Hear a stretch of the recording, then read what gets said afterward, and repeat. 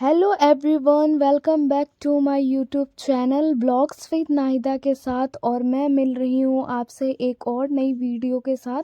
आज का दिन मेरा बहुत ही ज़्यादा बिजी रहने वाला है क्योंकि आज मुझे बनाना है एक डिज़ाइनर पीस, जो कि मुझे बनाना है साड़ी से। फैब्रिक भी नहीं है, साड़ी से। और साड़ी में जो डिज़ाइन है वो डिज़ाइन के हिसाब से ही पीस बनेगा। अब वो क्या बनेगा, कैसे बनेगा, मैं आपको पूरा चीज़ बताऊंगी इस पूरी वीडियो में। और आप पूरे वीडियो में बने रहें तभी आपको चीज़ें समझ में आएगी। सबसे पहले मैंने आके अपनी दुकान की सफाई की, झाड़ू वगैरह लगाया, चीज़ों को सेटल वेटल किया, क्योंकि आज मैं अकेले काम करने वाली नहीं थी। आज मेरे साथ थे मास्टर जी। तो मास्टर जी का भी टाइम हो गया था आने का।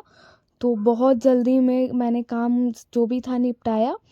फिर यहाँ पे प्रॉब्लम एक और आ गया था सामने, क्योंकि जो हमारा ये पीस रेडी होना था वो थोड़ा सा दिक्कत आ रहा था उसमें। फिर मेरे को दोबारा बच्चे को बुलाना पड़ा जिस बच्चे का बनना था। फिर उसके अकॉर्डिंग उसको पूरा मेज़रमेंट किया गया और फिर उसके बाद कटिंग के प्रोसेस पे हम लोग पहुँचे। तो एक जो डिज़ाइनर पीस होता है उसे बनाने में बहुत सारी मेहनत और एफ़र्ट्स लगता है। तो अब ये था कि मास्टर जी आ गए थे, फिर उनको इंस्ट्रक्शन देना कितना इंच पे कमर आनी चाहिए, क्या जो भी मेज़रमेंट था मैंने मास्टर जी को एक्सप्लेन किया और फिर उसके हिसाब से कटिंग वटिंग हुआ। फिर मास्टर जी आ गए थे मशीन पे और वो अपना जो भी काम था वो स्टार्ट हो चुका था। और आज ही ये फाइनल बन चुका था। और मतलब मैंने इसमें फाइनल ऐड नहीं किया है फाइनल लुक, बट मैं कल आपको फाइनल लुक इसका दिखाऊंगी। जो भी ये पीस बना है क्या नहीं है, ये आपको कल पता चलेगा। और ये सारा चीज़ मास्टर जी ने कंप्लीट कर लिया था। और मास्टर जी रात तक रुकते नहीं हैं, शाम में ही ये निकल गए थे 6-7 बजे। तो जब मास्टर जी गए हैं फिर मैंने उसके बाद से जो भी मेरे को अपना काम था, जो भी मेरे को कटिंग वटिंग करना था, फिर मैं अपने काम पे सीधे लग गई थी। तो मुझे भी साड़ी से ही एक गाउन कंप्लीट करना था। तो जो मेरा साड़ी से गाउन बनाने का प्रोसेस था बस मैं उसके तरफ पहुंच गई थी। तो यहाँ पे मैं अपर पार्ट की कटिंग कर रही थी। तो मेरा जो कटिंग करने का तरीका है, मैं अस्तर पे पूरा कटिंग करती हूँ। और मतलब पूरा इन द सेंस कि जो फाइनल मेरी कटिंग होती है वो अस्तर पे ही होती है। कितना इंच का चेस्ट रखना है, कितना कमर रखना है, तो पूरा जो मेज़रमेंट होता है मेरा अस्तर पे ही होता है फाइनल वाला। फिर उसके बाद से जो फाइनल फैब्रिक होती है, जो फाइनल फैब्रिक लगता है, लाइक जो मेरी इसमें साड़ी लगनी थी वो, तो मैं उसकी कटिंग रफली करती हूँ। उसको प्रॉपर मेज़रमेंट के अकॉर्डिंग नहीं करती हूँ। जो प्रॉपर मेरा मेज़रमेंट के अकॉर्डिंग कटिंग होता है वो ऑलवेज़ अस्तर ही होता है। तो जब मेरा रफली कटिंग किया हुआ मेन फैब्रिक और फाइनल कटिंग किया हुआ मेरा अस्तर, दोनों को जब मैं कंबाइन कर लेती हूँ तो मैं अस्तर को अस्तर के साथ ही मेन फैब्रिक की फिनिशिंग में दे देती हूँ। तो ये मेरा तरीका है, बाकी लोग कैसे करते हैं मुझे नहीं पता, बट जो मैं अप्लाई करती हूँ बस मैंने वो बताया है।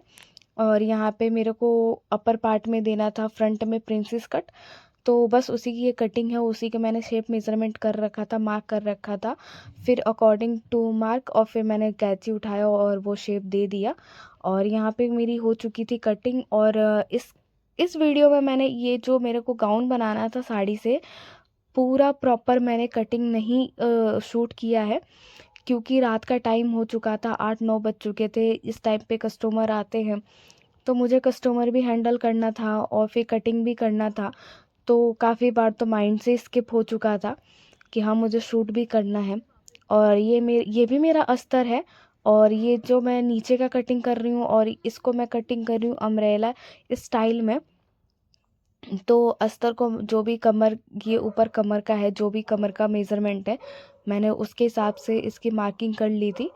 फिर उसके बाद से नीचे, आपको पता है नीचे में मार्किंग गोलाई वाला देने में थोड़ा सा टाइम लगता है, मैंने उसको भी कर लिया था। और उसकी मार्किंग करके फिर मैं उसके भी तरफ कटिंग की तरफ चली गई थी।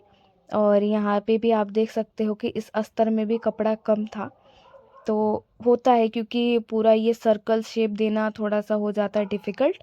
तो जितना कपड़ा कम था मैंने वो चीज़ यहाँ पे फिर मैंने ऐड भी किया है, कपड़े को जोड़ा भी है। फिर ऐसे करके मेरा हो गया था ये पूरा कटिंग वटिंग अस्तर का। और फिर मैं कमर पे भी थोड़ा मैंने मेज़रमेंट किया था कि जो मैंने कमर पे मार्किंग की थी वो ठीक है नहीं है, क्योंकि कटिंग मतलब इम्पॉर्टेंट होता है कटिंग पे पूरा मार्किंग करना। और एक बार कटिंग सही हो जाए तो फिर सिलाई में कोई प्रॉब्लम नहीं होती, फिटिंग में कोई प्रॉब्लम नहीं होती है। तो मैं तो कटिंग बहुत केयरफुली होके करती हूँ, बस मैं वही कर रही थी। और जितना मुझसे शूट हो पाया मैंने उतना किया है। बाकी अगर कंटिन्यूटी में आ जाऊँगी तो मैं भी प्रॉपर वे में करूँगी कटिंग। और अभी मैं समझ लें आप कि एज़ अ फ्रेशर हूँ और बस कर रही हूँ मैं चीज़ों को। तो यहाँ पे मेरी अपर पार्ट भी हो चुका था कटिंग और लोअर पार्ट भी हो चुका था कटिंग। इस कटिंग में स्लीव्स की कटिंग इसलिए नहीं है क्योंकि स्लीव्स में मैं अस्तर नहीं लगाती हूँ मोस्टली। अगर कस्टमर का डिमांड है तो फिर तो करना ही पड़ेगा पूरा, पर मैं नहीं लगाती हूँ, इसलिए यहाँ पे स्लीव्स की कटिंग नहीं। अपर पार्ट मैंने दिखा दिया, लोअर पार्ट दिखा दिया। और यहाँ पे था मेन फैब्रिक के साथ ये हुआ कि मैं प्रेसिंग कर रही थी, इतना ही शूट हो पाया। इतने में मेरे कस्टमर आ गए थे और मेरे माइंड से कस्टमरों में इतना ज़्यादा लग गई थी कि निकल भी गया था। और रात हो गया था 8, तो मेरे को कटिंग करने में ही बच गया था। तो जल्दी भी करना था, रात भी हो रहा था, ये रीज़न था कि मैं शूट नहीं कर पाई। और फाइनली ये बन गया था आज गाउन, बट मैं इसका फाइनल लुक आपको कल दिखाऊंगी। और फिर मैं यहाँ से निकल गई थी घर, आप देख सकते हो रोड एकदम सुन पड़ चुका है, सर्दी का वैसे ही टाइम है। आई होप आपको ये वीडियो बहुत अच्छी लगी हो। मिलते हैं नेक्स्ट वीडियो में, तब तक